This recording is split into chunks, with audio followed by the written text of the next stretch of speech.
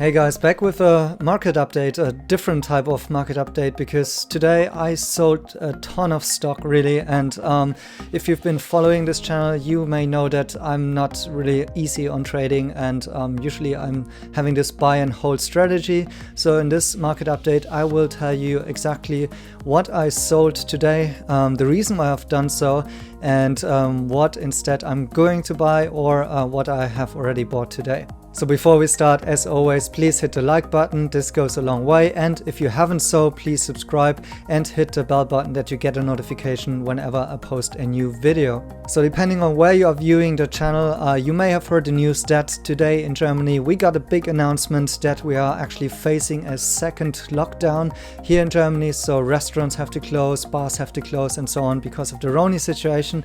Anyways, here in Germany the markets have reacted big time, and luckily I'm not really exposed to the German market in total. I don't own many German shares except for one company, Infineon, and so I wasn't affected in the morning. However, I was really thinking about what this may do to my US holdings as well. So I decided in this morning to sell off a really big position, and that position I actually acquired during the last time the lockdown happened. So the position that I sold is this Amundi ETF leveraged MSCI US daily. So it actually tracks the 2 times leverage performance of the MSCI USA on a daily basis. And when I heard the news of the new lockdowns here in Germany, or at least that the government is thinking about it, I sold it off. And the reason why I sold off this ETF are mainly based on 2 things. The first one is I already had really nice gains with that one. So I was holding it at around 1,400 euros average here, and it ran all the way up, almost hitting the 2,400 euros.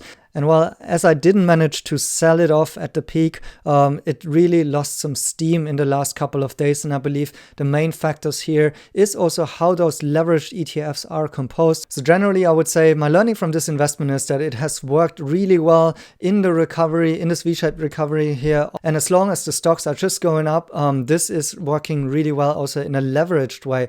However, if it's going down, also the leverage is obviously working towards the downside. And then, so for instance, a minus 3% drawdown in a market results in a minus 6% on this ETF here. So there was just too much risk for me here to not book those gains, and on the other hand, not too much upside with the companies covered in this ETF. Particularly now, for instance, if there will be new lockdowns also in the US, since now with the example or role model here of Germany going into a lockdown once again, and also we don't know the outcome of the election so far, I think this was just a risk that I had to manage here. So as I was almost fully invested with my money in the stock markets right now, and a little bit of cryptocurrency aside on that, now I have a little bit of a cash cushion as well in terms of if we see further market drawdowns, but I'm already betting kind of a rebound, on a short-term rebound of some of the stocks, and so I invested some of the money already today. So one more purchase I made today is Huami, ticker symbol HMI. You know, I have been covering the stock, and so far my fundamental thesis about the investment in the stock hasn't changed, although it has been going in this downward trend here. But now it's meeting some support here at $11.25 mark. And it could as well just go down to almost $9 a share. That could happen without a doubt. However, I still feel that this company is undervalued, and that we should have some positive news in the Q3 earnings call and the Q4 earnings. So for me, it feels like a much less risky investment in Huami right now, because it has such a large drawdown so far, and still, even though that it is feeling undervalued from the very beginning so far. So for me, this is just a good place to average down my cost here and to see where it will be going from the Q3 earnings forward, as well as if it may break out this wedge pattern here. Another stock where I will be adding to my position today is FUTU, the stockbroker that is backed by Tencent. And as you can see, there has also been a downturn, but we also had positive earnings from, for instance, Deutsche Bank today, but also Citibank before, that really benefited from their investment banking branches and also to do with retail investors investing more in stocks.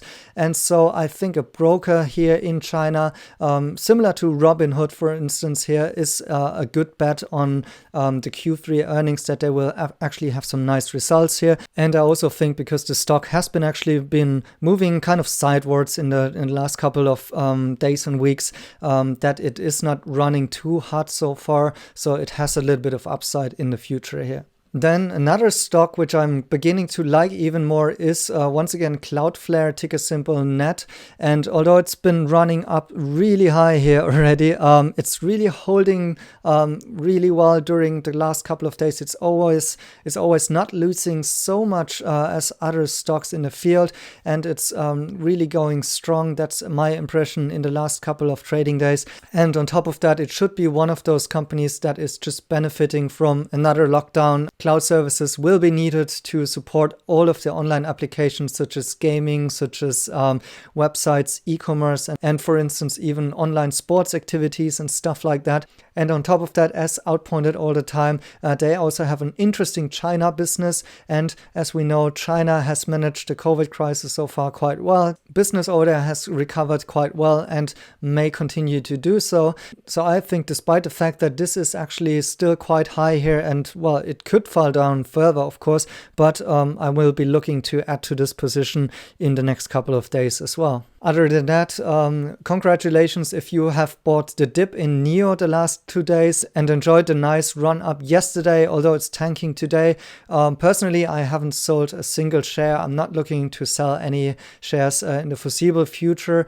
And the same thing actually for Tesla. I haven't sold a share and I'm not looking to sell anything. Although those two companies, in case that we see massive market problems, will definitely tank even further. But now I have some cash aside from selling off this other ETF as mentioned to actually buy some more dips if this is necessary.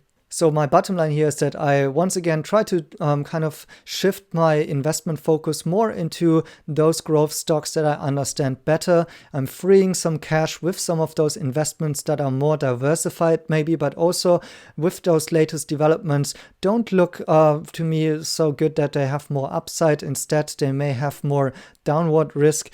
So yeah, stay tuned for more content on where I will be shifting my investments in the future. And my patrons already know a little bit more about my thoughts about why I invested more in Huami these days. And as always, this doesn't mean that this would also be a good investment for you. Only because I'm doing this doesn't mean that this is a good trade or a good investment. I'm just telling you very transparently here where I'm putting my own money and sharing my story here. This could of course not end well, but I will be definitely covering it here on the channel. So hope you liked it and let me know what you think down in the comments below, and see you in the next one.